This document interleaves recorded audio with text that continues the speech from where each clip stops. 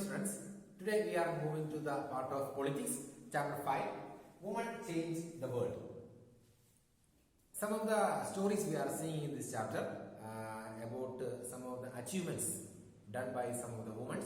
They got in better career in their life, and some of the movements they have done for to get the opportunities for women. Those things we are discussing in this chapter. See a woman who is multitasking, that is, doing multiple things at the same time. What can you make out from this picture? It says very clearly that in our society, women's work is not recognized, although she is doing multiple things at the same time, taking care of a family, to going to the office, and doing many other things. At the same time, there are some occupations which are seen to be more suitable for men rather than women. As a result, what has happened today, women individually and collectively have struggled to bring about changes. Now, children, let's have some activity. You can see the chart here, which has three tables. One has the category, and the other one male image and female image.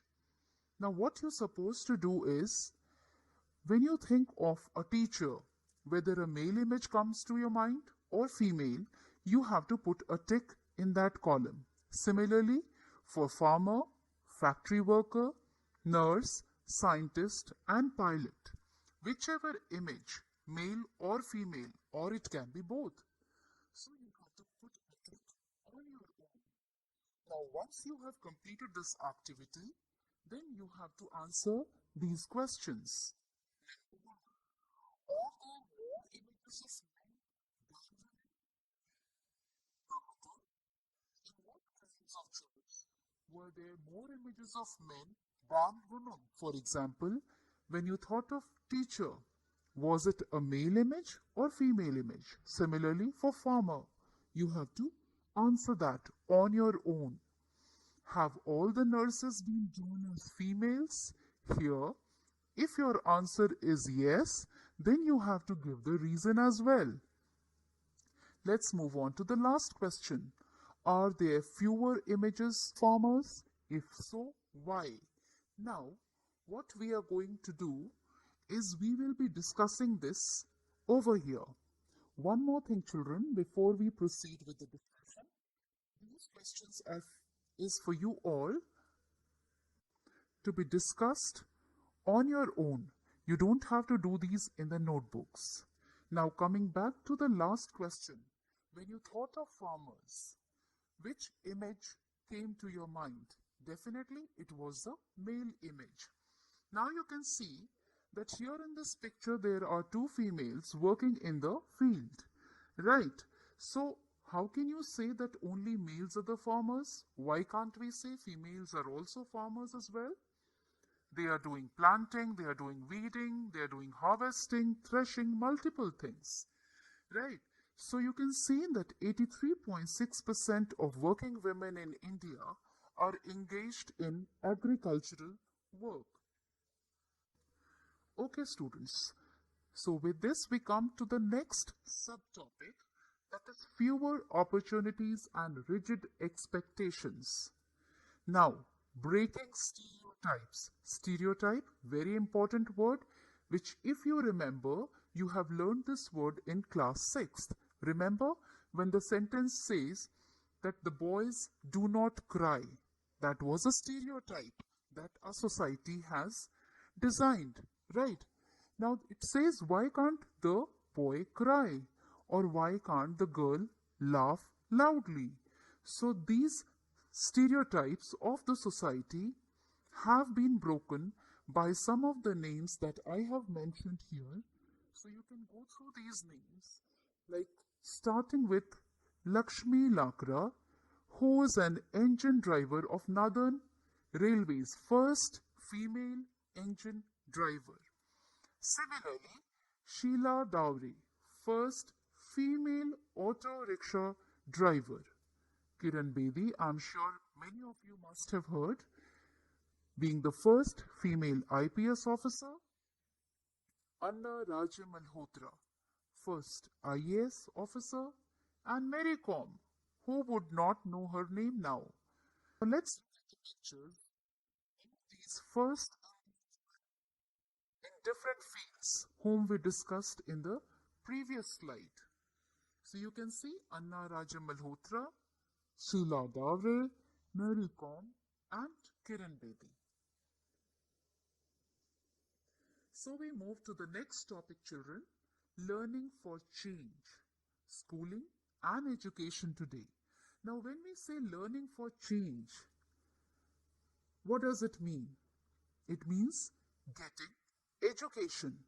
Education is very important, even you all will agree, right? So going to school is an extremely important part of our life. But in the past, it was a privilege that was for very few people. And who were those privileged ones? They were the boys, the male child from a rich family. Women struggled to learn to read and write. Now you can see the picture here. There's one girl carrying a big pot on her head, perhaps carrying water. But the change has come now where the same girl is going to school and getting education. So definitely the situation has changed, and today both boys and girls attend school, yet the difference remains. So children, now you are going to watch a video based on Begum Ruqayya Sakhawat Hussain, who was the female educationist, and along with her own education, she managed to open school for other girls as well.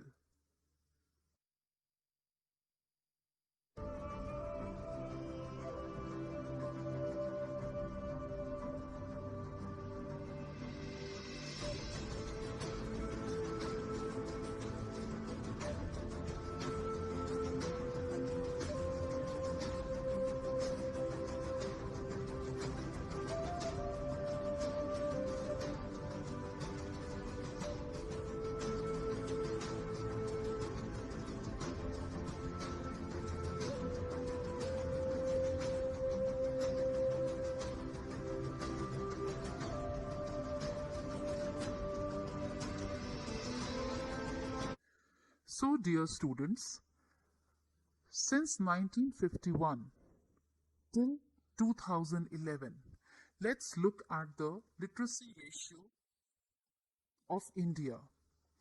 Now, you can see, children, that we have the gap of 10 years, 1951, 61, 71, 81, and so on, till 2011.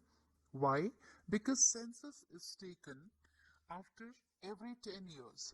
So perhaps you have the census survey only till 2011, and the next one will be in 2021. So as you see, the blue graph denotes female and the red one denotes male. Right.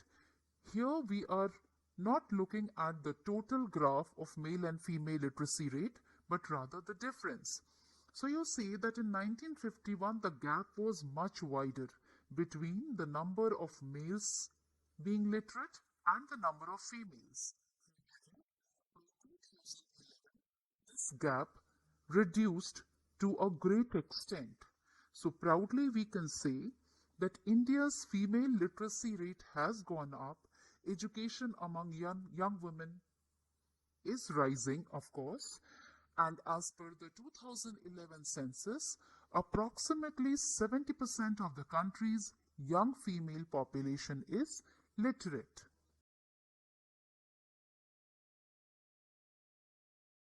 Begum Rokeya Sakhawat Hussain, the backbone of women's education.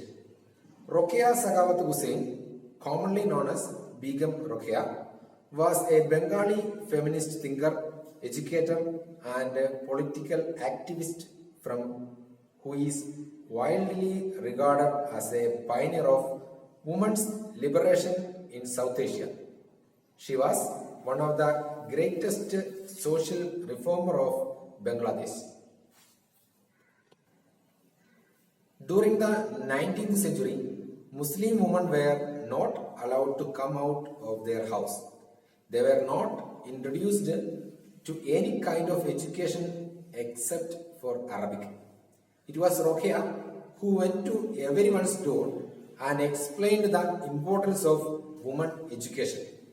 She also ensured the safety precautions she will take to make sure that the Muslim women don't lose their parda. Dear students, in this class we have seen some of the example of some of the ladies in their achievement, and rest of the things we will see in the next class.